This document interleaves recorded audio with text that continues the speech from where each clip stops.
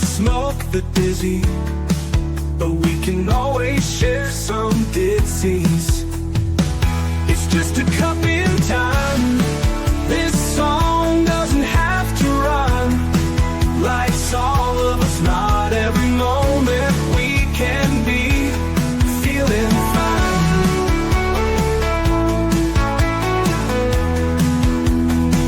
I wanna share a moment, just a second if you will, maybe even a cup of thrill. We could share this performance. It's tea time, come sit with me. Well, welcome guys. Miss Liz is back, and that's right. And I just love that little intro my son has created for his mommy. Like, I think it's really cool. I was back here just dancing away. So thanks again for that little song, son, that you've written for mom. I think it's really cool. Now, tonight we have an incredible guest in the house. We have Mary Alice Stevenson here, and we're going to be talking about her book called Uncorked. That's right. So we're going to be talking about some topics that might be emotionally, a little emotionally triggering for some of my viewers. So if you do feel like that, in the disclaimer, I will get to that as well in a second. And then we're going to spill some tea. And tonight's tea that we're going to be spilling is authenticity, family resilience, and humor, and heart and sober. That's right. That is Mary Alice Stevens tea that we're going to be serving. So the disclaimer for Miss Liz's Tea Time live show. Miss Liz's Tea Time is a global platform dedicated to sharing real-life stories, diverse perspectives, and meaningful conversations that inspire awareness, healing, and connection. I'm Miss Liz is going live using StreamYard. Before leaving a comment during the live broadcast, please grant StreamYard permission to display your name at StreamYard.com. Please be advised that all the content brought forward during any Tea Time show is presented in good faith. However, discussions may include opinions, beliefs, and perspectives that do not necessarily represent the views of Miss Liz or the Tea Time platform. Information shared by guests is based on their own experience and is perceived to be accurate at the given time of airing. All guests, viewers, and participants are responsible for using their own judgment when considering any action or decision that may relate to these discussions. Some episodes may cover sensitive topics, including, but not limited to, trauma, abuse, grief, mental health, and other emotional triggering subjects. Listeners' and viewers' discretion is strongly advised. Tea Time with Miss Liz is an open discussion forum designed to offer insight, inspire awareness, and create connection. It is not a substitute for professional, medical, legal, or therapeutical advice. If you require professional support, please seek assistance from qualified professionals or trusted resources in your area. If you have any questions regarding this disclaimer or the content of the discussion, you are welcome to contact me, Miss Liz, directly at my email, bookingmissliz@gmail.com, or my link tree, Miss Liz's Tea Time. By choosing to participate in, comment, or view these live shows, you acknowledge and accept this disclaimer. Your participation is entirely voluntary. Miss Liz, myself, is welcoming you to join the conversation with an open heart, and at any time you feel this platform is not right for you, I respect those wishes and decision and welcome you back whenever you are ready. Tea Time with Miss Liz is serving truth, awareness, one cup at a time. Now, let me give you a little bit on my guest. Well, tonight, I want to welcome to Tea Time with Miss Liz the pleasure of sharing the table with the inspiring Mary Alice Stevens, a gifted storyteller, author, and advocate whose journey reflects resilience, healing, and transformation. Mary Alice Stevens, the inspiring author of Uncorked, a memoir of letting go and starting over. With raw honesty and a captivating storytelling voice, Mary Alice takes readers on an emotional journey of self-discovery, resilience, and renewal. Her memoir, Uncorked, the layers of love, loss, and transformation, inviting others to embrace their own second chances with courage and authenticity. Mary Alice brings a unique light to every conversation, sharing her wisdom and experience in a way that touches hearts and sparks change. Through her work, she reminds us of the power of embracing our stories and finding strength in the lessons they hold. So grab your favorite cup and join me in welcoming the incredible Mary Alice Stevens to Tea Time, where real conversations brew and transformation begins. Let me get her in here. Welcome, Mary. Hi, thank you so much for having me. It is a pleasure to have you here with me today. So, Mary, I'm gonna do like I do with all my guests. Who was Mary Alice as a little girl, and who is Mary now? Mary Alice as a little girl was eager, wanting to always be in the middle of everything, a tomboy, pretty insecure, and I would say a fun seeker. Yeah, that's where the fun comes in. Yep. It's all about fun. Always has been, always will be. See, and that's what I tell everybody. It's the little kid in us that brings us to the big kid. You know what we're missing as a child. That's what we get into. When we get older. You mentioned tomboy, so you must have some brothers, right? Yes, I have three brothers and three sisters. And that's where the tomboy comes in, right? You got to. Yeah, I thought boys had more fun for sure. I wanted to be playing all the ball sports and doing the boy chores like washing the car and mowing the lawn. I did not want to be in the kitchen, cleaning house or baking things. I was definitely, in fact, I played on the boys basketball team in fourth grade, and I pretended to be a boy. I cut my hair short and made the boys call me Mark, so the other teams would think I was a boy. This was all before internet hit us, right? Yeah. We got away with this stuff. Well, and my parents had so many kids, they didn't care. They didn't notice. They're like, You can be Mark today. I'm so happy that internet only came out when it did, because there's a lot of things that that we did that we got to enjoy before all of the systems and programs and society and the likes and the loves. We just did the crazy things. yeah, and you could forget about them after, and there was no proof. Absolutely. So, Mary, let's get into this book called Uncorked. It is such a striking title. So, what does it symbolize for you personally? So when I started writing this sobriety memoir, I first thought about calling it corked, because when the wine goes bad, it's considered corked. Or when you put the cork in the bottle, it means you're done drinking. But then recovery is more about uncorking. After Mm. I stopped drinking and stopped kind of letting alcohol determine my personality and my identity, I had to uncork who I was before I started drinking, which for me was age 16. And for 30 years, I had an abusive relationship with alcohol that was progressive. So when I got sober at 45, I didn't even know who I was without alcohol, because it was my first solution for fun. Like, it amped up all the fun, but over the years, it also like softened the hard times and took away the loneliness and took away the stress after work or with parenting or the boredom of parenting. So it was kind of my go-to solution, and I hadn't learned coping techniques for living life, for feeling feelings, for sitting with hard feelings or boredom, or trying to have authentic fun that wasn't booze laced. So that's where I flipped it to uncorked. I like that. I never even thought of it that way.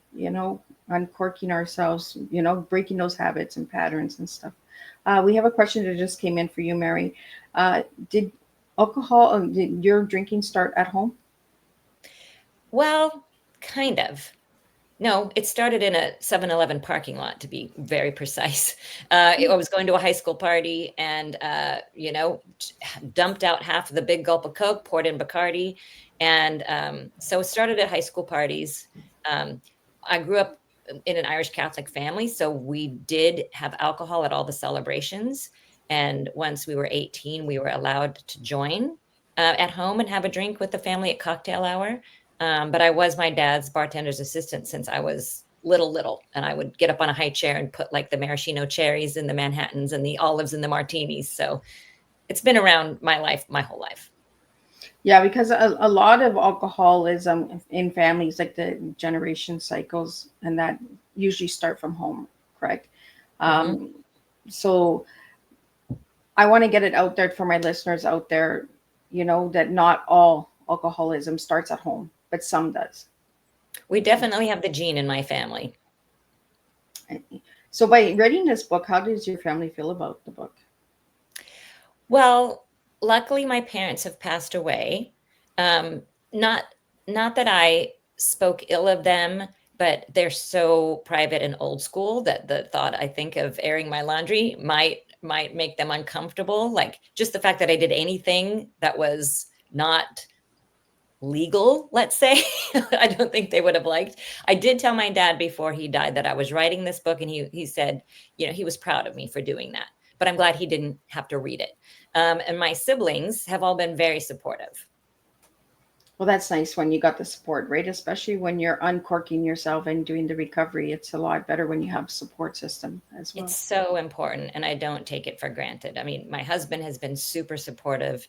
My kids were only 4 and 5 when I got sober, but as they grew up, I shared with them honestly, you know, my sobriety story and answered any questions they had. And they're 18 and 19 now, so it's important for them to know that you know, they have a chance also of being an alcoholic. So, Mary Alice, I'm going to pull up the book cover so that all my viewers can see, the ones that are watching the video. And can you explain to us how you got the cover and the pictures and images behind it, and how Sure. long it took you to write the book? So that book is published by Sibylline Press, and they have an awesome designer, Alicia Feltman, who helped me with the cover. So that title with the dropped O was my idea, and the young woman hanging on to that represents a scene at the prologue of the book. So that's me when I was 23 and I was in Ireland, and I tried to climb or scale a wall to get to a party. And I was hanging on by my fingertips, not realizing that on the other end there was a 3-story drop. And I fell and crushed my heel and broke my back in 3 places and wound up in a body cast. And but I was in denial that alcohol had anything to do with that fall, because I'd only had 3 drinks, which was just pre-gaming for me at that time. So it's a through line in the book, my denial of my alcoholism for many years after that. So, in the book, is there different, like your chapters are different parts of your journey through the recovery? Yeah. So the book so the prologue is this fall. Chapter 1 is the last day that I drink. And then in chapter 2, I get right to sobriety, because I found in other sobriety memoirs, the book is mostly about their drinking years. And at the end, they're like, oh, and I got sober and I took up jogging and life is awesome. And that wasn't my experience. I found new sobriety, while crucial, really difficult. And there was a lot of drama there and a lot of learning to be had. So I wanted to focus on that. Like, that's the book I needed when I was newly sober. Those first days, weeks, and months, that whole first year is full of wonderful moments and challenging moments. And I wanted to be able to kind of hold somebody's hand through that process and walk them through the fire. So, Mary, writing this book, I'm guessing you read other books and you noticed that there was this story, I got sober at the end. So you brought the sober part into the beginning of the book, and then at the end, what's the ending kind of like? Spoiler, I'm still sober 14 years later. So the book takes you the book takes you through the first year of sobriety. And then I jump in the epilogue to 10 years.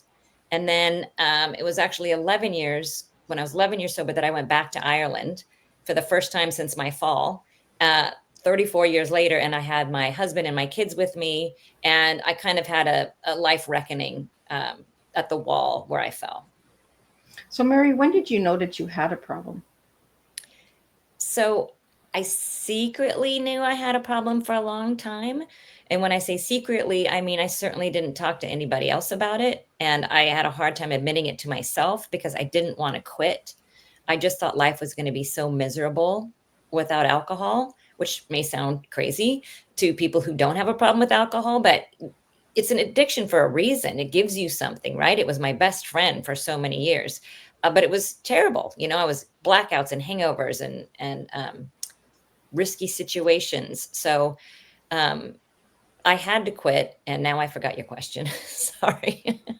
No, that's okay. That's okay. No, I was only asking, like, when did you realize that? When did I realize? Right. So I kept having these really shameful moments when I was hungover, and I'm like, you have a problem, you need to quit. And then my hangover would go away and I'd feel better. And I'm like, you know what? You're okay. You got it. Next time you'll know not to drink too much, or there's a lot of other people like you and they're fine. Like your job is fine. Your marriage is fine. So I knew for a while, and it wasn't until another friend of mine got sober that I found somebody that I could be honest with. And I knew she wouldn't judge me, and I knew she wouldn't like, threaten me like, okay, this now you have to get sober, right? So it was a safe place for me to talk to. And she's in the book. I give almost everybody a fake name, but I call her Katie in the book. And she was in AA. And when I decided to get sober, I called her and she took me to my first meeting. And how was that for your first meeting? Ugh. I mean, I had so much fear going into the meeting, because I had told my husband that morning, like, I'm done, I'm quitting. So I knew that I was signing up for a future of forever not drinking. And I walked in and I looked around and I'm like, I don't think these are my people. And, but in that meeting, in that very first meeting, I heard in the readings and the people sharing, like, I heard my story. I heard people trying to convince themselves they weren't alcoholics, that they had tried all these different ways to quit drinking. And, like I did. And I just identified, like, I was an alcoholic, and I broke down crying, which I'm not really a crier. So to A, cry, and to B, cry in public was a big deal for me. But there was some relief afterwards in surrendering. Well, and being real and raw with yourself, right? That authentic self. Yeah. And that was something that you gave me for your T was authenticity. So let's talk about that word authentic. What does it mean to you? It means being okay with being imperfect, not having to put on a show for other people, that you are, like a vaudeville act of entertaining, happy, everything's wonderful. And being confident in being not perfect. Well, I guess in the fields that you worked as well, Mary, you had to have that perfected kind of outlook, right? Like people looked at you and said, "Oh, she doesn't have any issues. She's fine. She's got it all made," right? Yeah. How did that feel? Well, so I was always happiest at work because I worked in television and advertising. It was very social, very a lot of camaraderie, and I couldn't drink there, and I didn't have to think about drinking there, and I liked doing well at something. Um, that fed me to be like, okay, you maybe have this drinking issue, but look how great you are at work. So that was all fine at work. It was when I was alone that I couldn't handle the noise in my head. The critical voice would come out and say, you didn't do well enough today, or, how could you, blah, blah, blah, whatever wasn't good enough. And in order to quiet that voice, I drank. Mary, we have some questions that came in, and it says your background in TV production is fascinating. How did those years with HGTV and Food Networks influence your voice as a writer? That's so funny. So in those shows, I wrote for somebody else's voice, which you may not even think that those shows are scripted at all, but you go out and shoot the story and then you bring it back and you write the narration. So I was always writing in somebody else's voice. But what I yearned to do was write in my own voice and tell my own stories, my true stories. So after working so much for my day job, I would go take creative writing classes at night, where I'd get to spill my guts, and I could write whatever I wanted. And it wasn't going on television or anything. I wasn't going to anybody if I didn't want it to, other than sharing with the class. So that's when I kind of fell in love with writing creative nonfiction. And that leads right into the next question that I have here. It's how did pursuing your MFA in creative writing impact the way you approached your memoir? Well, it took me a long time to write my memoir. It took me over a decade. I started writing it when I was 2 years sober in 2013, but in little fits and starts while the kids were at school. And then it was such a bucket list item for me to write a book, and it became write this sobriety memoir, that I felt like I wasn't having enough discipline to keep my butt in the chair. So a therapist actually suggested, when I was whining about never getting it done, she's like, why don't you get your MFA? And I'm like, okay. So it turns out there's a college right in my town.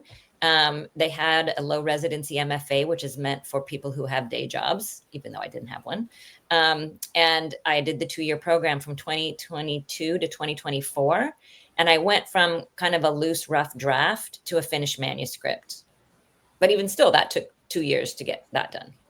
Well, and that's what I want my listeners to understand, right? Is that memoirs are not just done in 2 weeks or 2 days. You know, sometimes they're put on the shelf for 10 years, and you know, a little bit here, a little bit there, a little bit.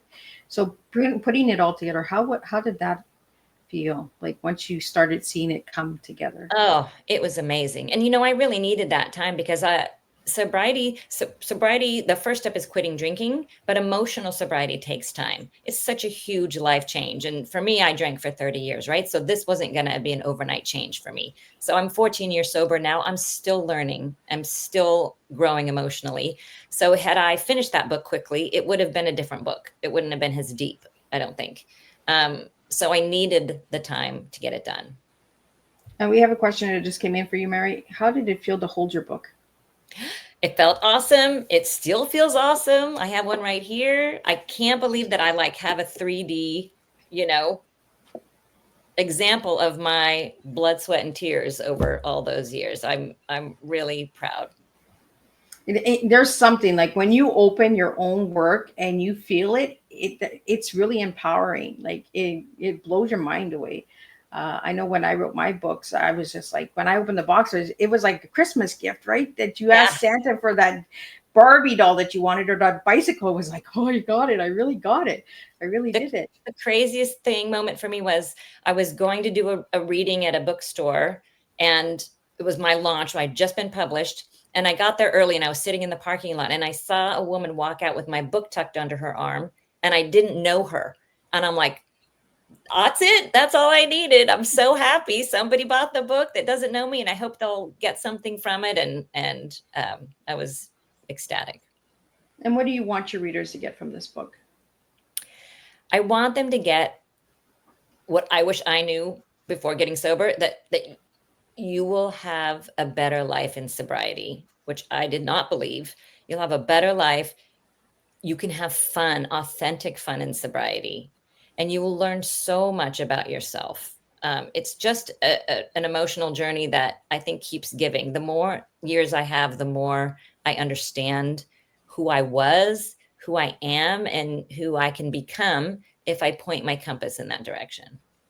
Well, I kind of found this when I was doing my homework on you, Mary, and it says a self-critical teenager fueled by the fun Mary. So let's get to know a little bit of this critical teenager and then this fun fueled Mary.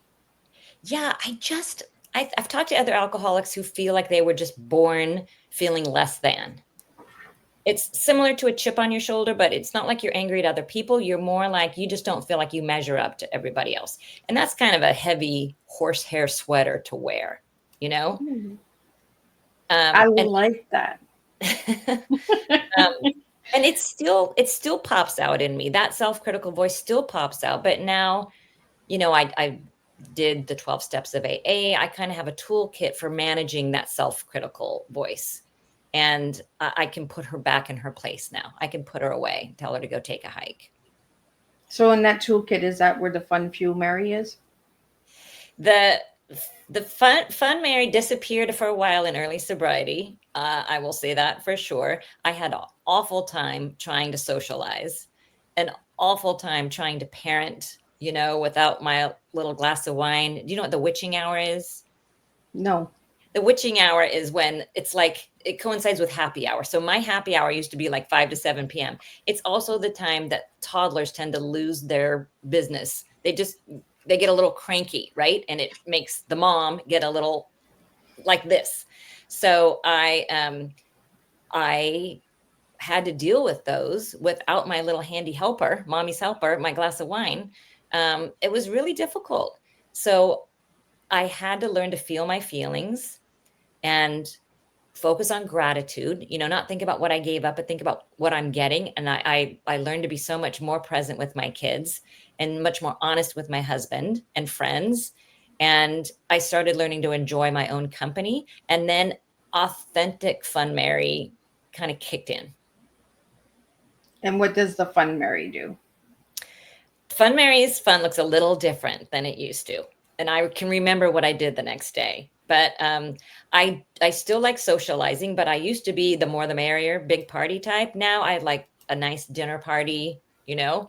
I love getting out in nature, taking walks with my dog and my husband, my kids if I can drag them, which is almost never. And now I really like my alone time. And it's going to sound really boring, but I love puzzles. They're so meditative for me. I'm still a restless soul, so I have a hard time just sitting there and meditating. But if I'm puzzling, I'm super zen. Um, I'm dying to take a watercolor class that I will be terrible at, but I don't care. I just want to explore different arts and different things.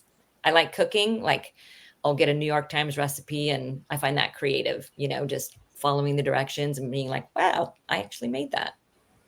I like this fun, Mary, because it's trying, getting out there and just trying.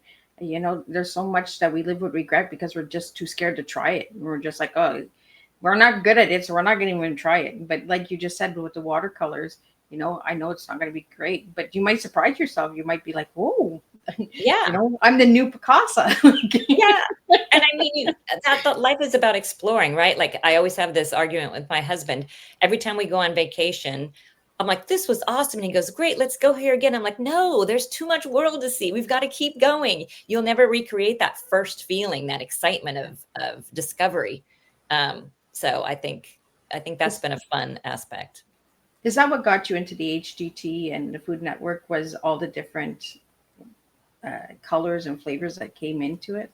Yeah, the best thing about producing is that you learn something every time you're on a new assignment because you are featuring experts in whatever their field is. I did a travel show called Backroads, and by nature of the show, I was only going to awesome places, meeting awesome people, and getting to know their stories. So it was learning in the most 3D kind of way. All of those jobs were. I mean, some of them were a lot of work and not very glamorous, but it was still fun, fun to work with those people and fun to learn. I didn't know anything about interior design or cooking back then. And it was, now I know how to chop a pillow to make it look all professional. And And that's part of like our stories, right? The life stories is everybody thinks it's all so nice together, but there's like all of the people in the background that nobody sees. Like the screenwriters, the producers, the production team, the directing team. Nobody sees any of that, right? They just see a nice, pretty picture yeah, and nice cookies and nice cakes and yeah, nice decoration home, but they don't see all the working behind it. yeah. And they don't see everything you have to do before you start play on your podcast, right? To make these things happen. Absolutely, yeah. Podcasting, there's a lot to it, that a lot of people don't know about. But uh, getting back into the field that you worked in, Mary, what is one thing that outshined or really made an impact in your life? Beyond work, Yeah. camping, nature. Oh, I think I grew up Catholic, but I didn't. I was very connected to God, but not so much to church. But my spiritual. parents all also took us camping for 3 weeks every summer, and then we would always go to the desert in the spring to see the spring bloom. And I felt just so like at peace. I could breathe. I felt connected to my spiritual side. And that has continued, especially in sobriety, to play a big role in where I feel at peace. And a lot of people who go through trauma or addictions or any form of recovery have a strong spiritual side because we want to understand why things have happened, right? We have that why question all the time. Why me? Why did this happen to me? Why couldn't I handle the liquor? Why couldn't I, get it together? All those whys. And the spiritual side kind of comes in and says, it's your story. It's part of the story. Yeah. And I feel like I got sober right when I was ready to. Sometimes people are like, gosh, I wish I could have gotten sober 20 years earlier, but you know what? You probably weren't ready. And I know for me, I had to be ready, and I wasn't ready until I was 45. We have another question here for you, Mary. Sharing your story, has it opened up other women sharing their stories of sobriety? Yes, that is the best thing. It is the best thing when somebody says to me, like, I'm trying to get sober, or I just had somebody comment that they tried, or that they got sober for a year during COVID, and then they went back to drinking. But after reading my book, they're going to try it again. And not even about my book, just people sharing their story.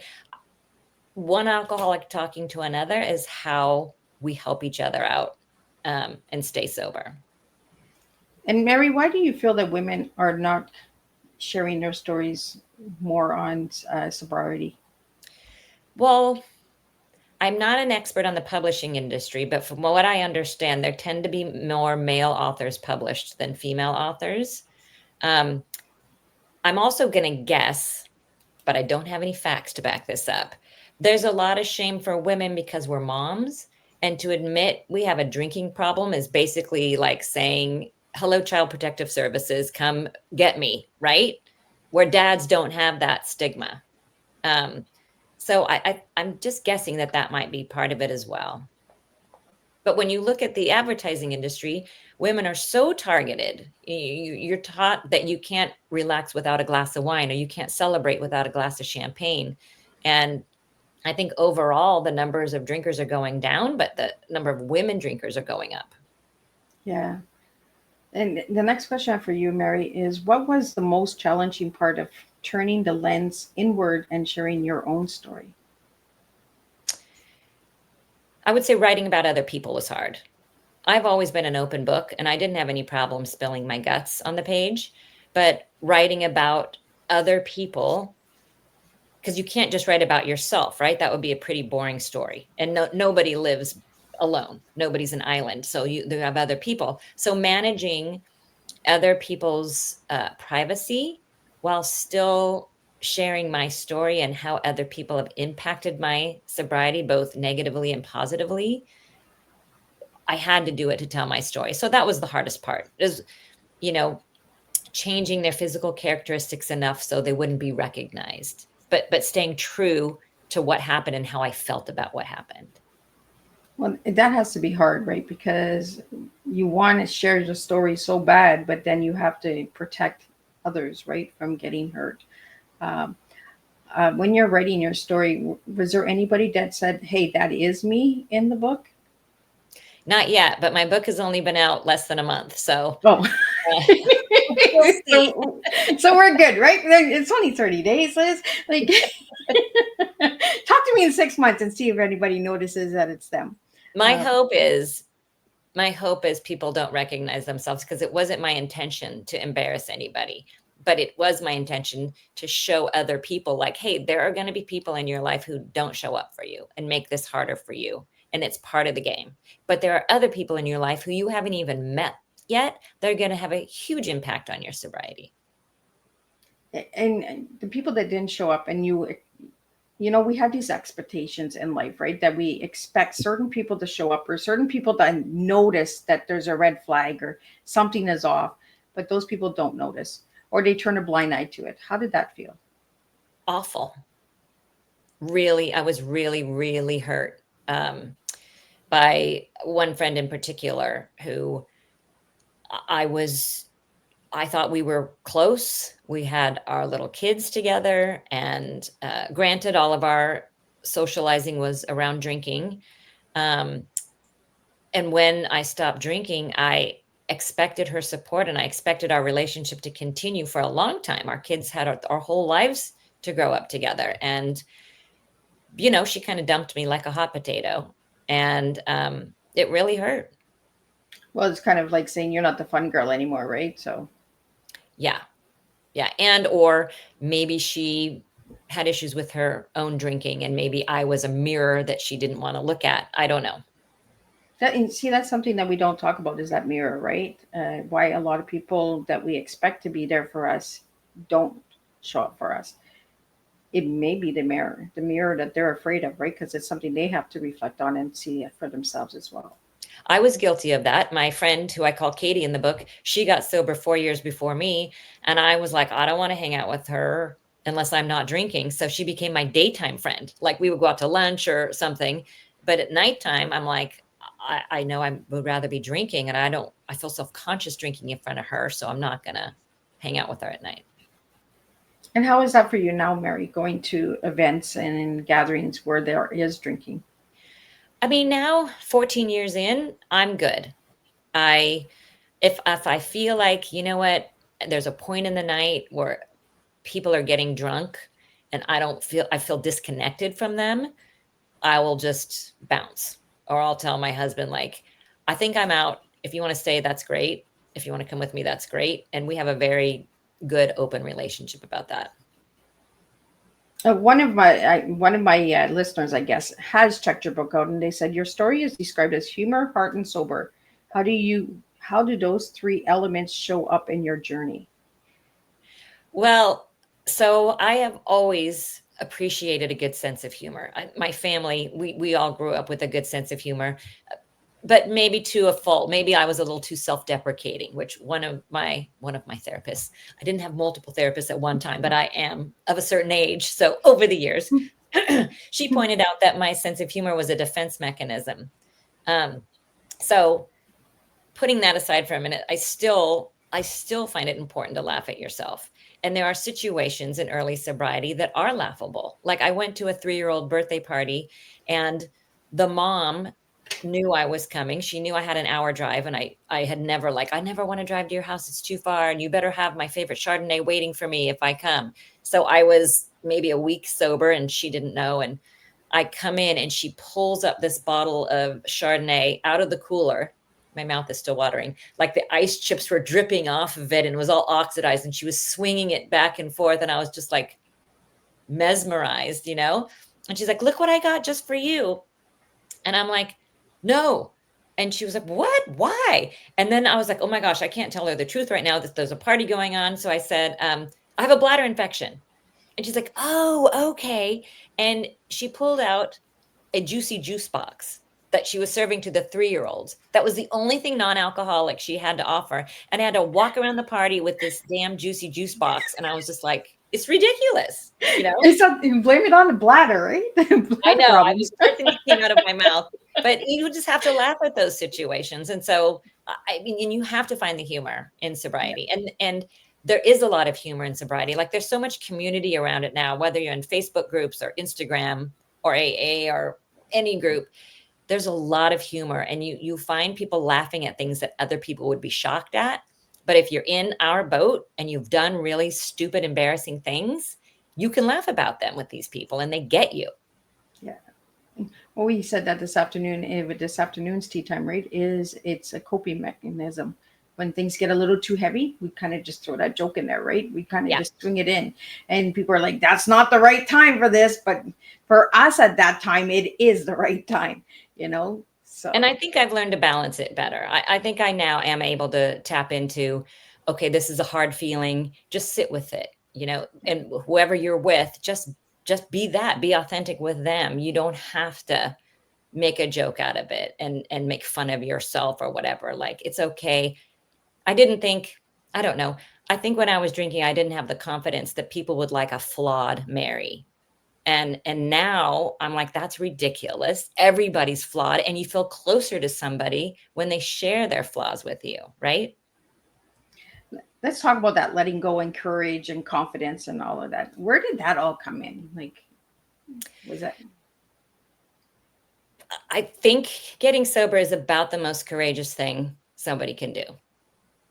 I mean, don't put me to a test, but I would say it's right up there with you have to have a lot of courage to do that, to take that leap, that making this giant change when you don't think it's going to necessarily make life great for you. That takes a lot of courage. Staying with it when it's hard takes courage. Admitting you need help takes courage. Admitting like, I can't go to that party tonight. You know what? I need to go to a meeting, or I need to check in with my sober friends. Learning to put yourself first. That was a big eye opener for me. I'm not saying this as a compliment to myself, but I always put everybody else first and myself last. And that's not a good way to live. So just learning how to embrace self-care and slow down and be gentle with myself. Um, those were all advice given to me that I had to hear it about 1,000 times before it sunk in. Well, I think we're as women, as mothers, we're programmed to be that people pleaser, right? Say Yeah. yes to the kids, say yes to the kids. So the kids doesn't hate me, the kid will love me, you know. And then we do it with our friends, and then we do it with our spouses, and we do it with our coworkers, like just like me, like me, like me, until we realize that we have to like ourselves first in order for others to really truly like us. Yeah. And I really didn't like myself until I got sober, or if I was performing at work, if I was doing, then I liked myself. If I was being, I didn't like myself. Do you find by the question I got here is how did sobriety shape your ability to reflect and write with honesty? Well, number one, I had the energy to write. Had I been drinking, I would not have had the energy. I just would have been watching TV, you know.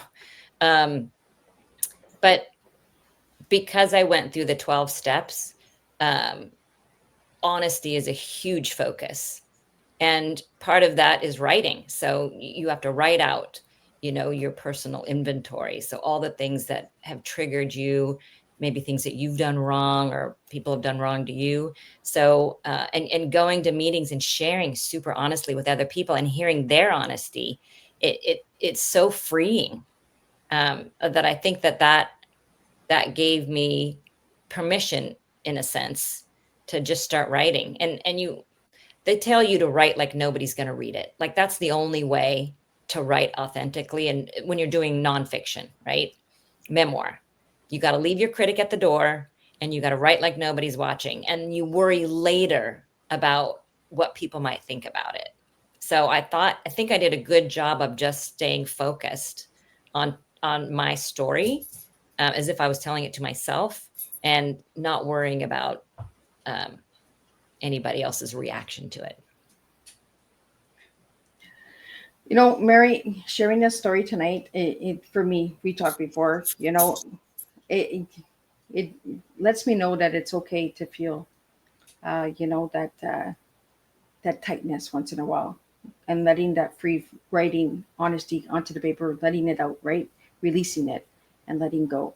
Uh, and that's what really stood out with your story was the letting go part and the courage of that tightness, because we hold this tightness in us, right, when we're trying to please everybody, that our body starts to get tighter and tighter and tighter and tighter until we no longer understand why we're so tight and so wound up and so cranky. And it's like that happy hour, right, where the Yeah. cranky thing, right, I need the wine now, like, you Yeah. know um Well, and I learned to zoom out in those moments and acknowledge those feelings. Say, wow, I feel really tight right now. Wow, I'm really stressed out. But just doing that in a non-judgmental way starts to kind of calm my nervous system a little bit. So I want to ask you, where do you go? Like, what creative ritual do you use before writing? Do you now, because before it was the drinking, but now you're not drinking. So, Yeah, what- I'd still make myself a nice beverage, depending on the time of day.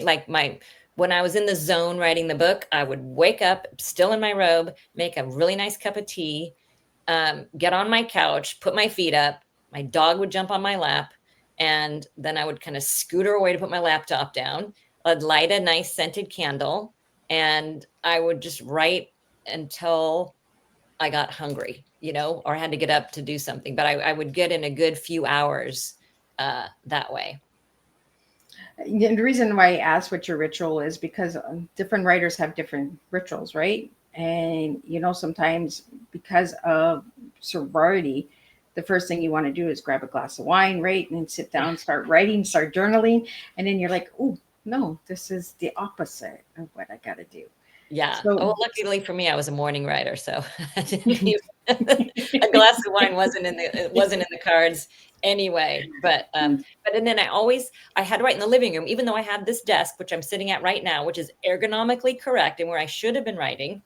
I had to sit in the living room so I could look out the window and see the hill and nature, because it just helped my mind stay focused.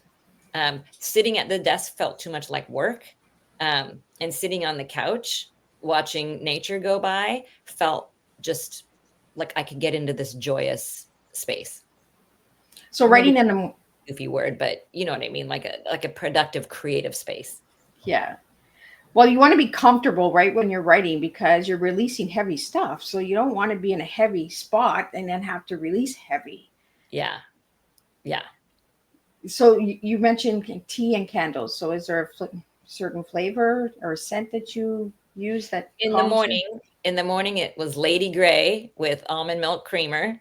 In the afternoon, like right now, I'm drinking rose tea, which is lovely.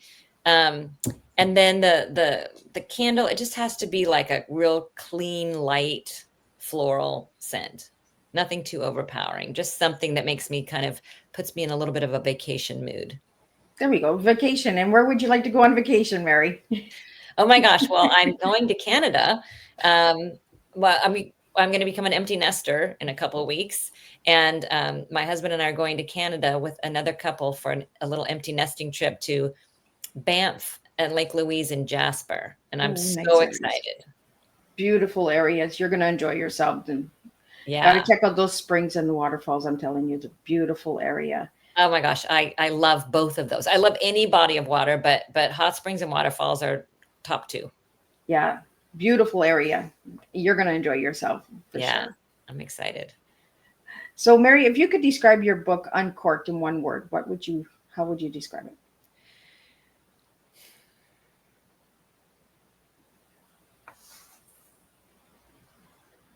Okay, it's going to sound really dorky, but it's the first word that came to mind. I would say blossoming. Oh, and why and we were just talking about flowers and scents and tea. Yeah. Okay, maybe that's where it came from. But I feel like because in retrospect, I was living this half life, as Fun Mary, all those years that I drank. And when I quit drinking and started exploring life sober, I just feel like everything keeps opening up for me. So I think that's where blossoming. And I feel like, they say when you stop, you're kind of emotionally stunted at the age which you start drinking alcoholically, right? So I was a 16-year-old for 30 years. And I was selfish and tantrumy and self-centered. And when I quit drinking, I started being able to let go of some of that, and just kind of seeing a more full picture. So almost like a reinvention. Yeah, it was a complete new identity. It was like, and ironically, 45, like right at midlife. So it was kind of a midlife anti-crisis. Whatever the opposite of That's crisis. women get those too, right? You always hear that about the man having a midlife crisis. Us women have it too, Yes. Yeah. Yeah. Whatever the opposite of crisis is. It was my midlife blossoming. How about that?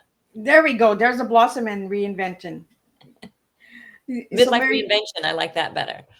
Right? And Mary, I want to get into your colors because you talk about blossoming, scents and flavors and all that. When I asked you what your favorite color was, you said emerald green. Why emerald green? Because that's a solid color. That's not just green, Miss Liz green. No, you went emerald green. So well, I've always identified with being Irish, although I'm Irish American.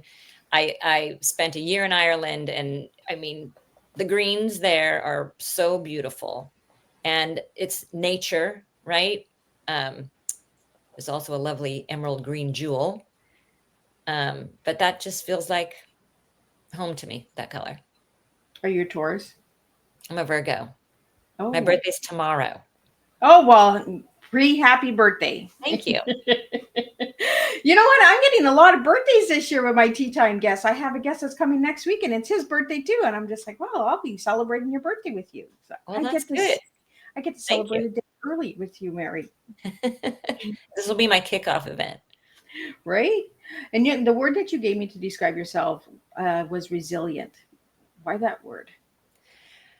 Well, that accident I had in Ireland was no picnic. I was 23, alone, far, far from home, and with under threat of paralysis. I had to be sandbagged in that hospital bed for 3 weeks and have surgery on my heel and be put in a body cast and a leg cast and then carry on for the rest of the year. I'm resilient. I had a tough first marriage that didn't work out. I had a brother pass away. He died falling off a cliff. It was very traumatic. He was 32 when I was 30. Um, and sobriety, like that's, to get through that and to have been able to stay sober through difficult moments, both of my parents passing. I thought, like, I don't know how I'm going to stay sober when my mom dies. But I did. And same with when my dad died. Um, and, stuff still comes up. Stuff's going on in my life right now. And I feel like I am resilient. I love that you said that, Mary, because there's so many people that says, "Oh, she has it all together. She just wrote her book. She's memoir. Everything is fine and dandy." No, she still has stuff going on, guys. Like it Oh yeah, never ends. life is on fire right now. But it's great to be able to just say, okay, this is what's going on right now, and we'll get through it. And you got to find your moments of happiness in there, and stay present with your family and friends and your dog. The dog's always a good unconditional love, and you get through. So, Mary, besides your own memoir, what book inspired you to get sober? There's a memoir that is the holy grail of sobriety memoirs to me, and it's called Drinking a Love Story. It's kind of a classic. It was written a long time ago. The author has since passed away, but she was funny and witty, and she worked I think she was a journalist. And I saw an alcoholic that had a good life still, that she was a productive member of society. She had gotten sober. She was still funny and witty and smart. And that gave me hope that, first of all, it gave me a role model. Like, okay, all kinds of people are alcoholics. It's not just somebody passed out on a park bench. There's all sorts of alcoholics. We're surrounded by them. We all know alcoholics. We love alcoholics, right? They're everywhere. But that woman really, that book really spoke to me. Another really great one was Diary of an Alcoholic Housewife. Because when I got sober, I had quit working to stay home with the kids. And that was no picnic. I was starting to drink when I shouldn't, when I was in charge of the kids. So that book, was like, wow, here is a mom sharing her story, spilling her guts about what happened, and how courageous is that, So those two books are kind of my OGs of sobriety memoirs. Tina, it's always nice to have other books that you can relate to, or other stories that you can relate to, that says, you know what? Oh, I think I can do this too. And what's one piece of advice you'd give to somebody ready to uncork their own life? Be gentle with yourself. It's not going to happen overnight. Get help, find community. There's so much community now, like even more so than when I got sober, just with all the Facebook groups and the Instagram groups. Whatever your issue is, there's probably a support group for it. And I'm a firm believer that I couldn't have done this alone. And then find your trusted people and share with them what's going on with you. You're going to hit some duds, some people you think are going to support you may not, but it's okay, because there are others who will, and you'll grow strength. And there are people you haven't met yet who will help you. And Mary, what's next for you? I want to take that watercolor class. The watercolor class. Are you working on another book? I'm not. I am writing short pieces in support of this book. And what I'm learning is, when you publish a book, there's a good 6 months where you devote after that to making sure the book sees the light of day. So I'm enjoying going on this podcast with you and making people more aware of it. And I'm, you know, I want to do what I can after 10 to 13 years of hard work to make sure the book gets out to people who need it. So I think that will take me over the next 6 months. And then I don't know what's next for me, but I'm super excited about that. Are you looking at doing any speaking engagements? I have one locally here, and I live in the San Francisco Bay Area. I have two events coming up in September. Um, and then beyond that, I don't know. I have a TV appearance later this week. But I'm, you know, I love to talk. I love to talk sobriety. So I'm welcoming any invitations. And if I give you the word letting go and starting over, what does that mean for you? It means letting go of things that were keeping you stuck, that you held on to super tight for probably way too long, and having the courage to leave them behind and take the brave step and carve a new path. And one thing that has changed your life, one memory, one moment. Having children has What? completely changed my life. My heart grew boink boink like the Grinch, right? It grew bigger and bigger. Of course, it comes with a lot of worry, but other than that, yeah, I would say sobriety and having children are probably the two biggest life changers. You know, and becoming a mom is scary. You know, getting sober is scary. Yes, and I had zero confidence in my skills. You would think coming from a giant family, I would have more skills, but because I was next to the baby, I didn't have any skills. So I was like reading the book, you know. I was late. I had my kids at 40 and 41. So I was used to researching everything for work. And so I approached, you know, having children like being a producer. But I will have to say one other thing. My husband, my partner, I think has had probably the overall biggest effect. It was his support that helped me get sober. Couldn't have had those kids without him. And our relationship keeps evolving thanks to me being sober. We have just been able to get much more honest with each other. And it's kind of a big chapter for us becoming empty nesters, right? So we have a lot more to grow and more attention to pay to each other. So I'm excited about that too. And Mary, if anybody wanted to reach out to you or get the book, where could they get it? And I'm going to pull the book up again so people can see the book. You can ask for it at bookstores, or it's available on Amazon. And I'm available. My website is just my name, MaryAliceStevens.com. Awesome. Mary, I really enjoyed this conversation tonight with you and getting to know you a little bit more and getting to know you a few minutes before the show. Yeah, I always like when my guests come early because then I get to know them a little bit more. And I get the little insiders and all that good stuff. So I'm just going to do a little summary of what tonight's tea time was, and then we'll wrap it up. And I'll wish you a happy birthday again for tomorrow. And thank you so much for what you do. It's awesome how you share everybody's stories. So thank you so much. Oh, you're very welcome. Don't jump out. I'm just going to give everybody a little summary. As we close to today's tea time, I want to extend my heartfelt gratitude to you, Mary Alice Stevens, for sharing your story, your wisdom, and the light with us. Your journey is a reminder that healing begins when we dare to be honest, embrace our truths, and share our voices with the world.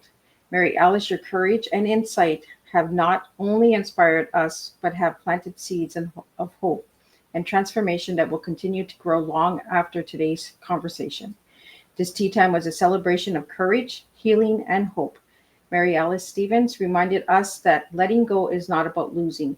It's about uncorking your truest self and savoring the beauty of fresh starts. Her story in Uncork is an invitation to live unapologetically and to find freedom in rewriting your own narrative.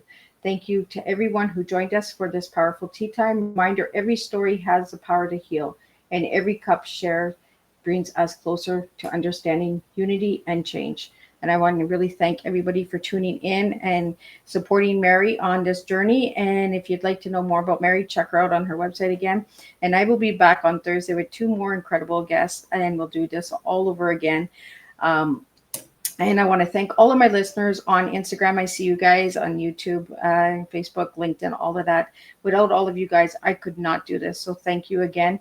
And if you haven't checked out Tea Time, go on over and check it out, because there's over 450 incredible stories on there for you to check out each and every day, and you can watch them at your own pace. Till then, let's keep spilling and let's keep making a difference with Tea Time, one cup of tea at a time.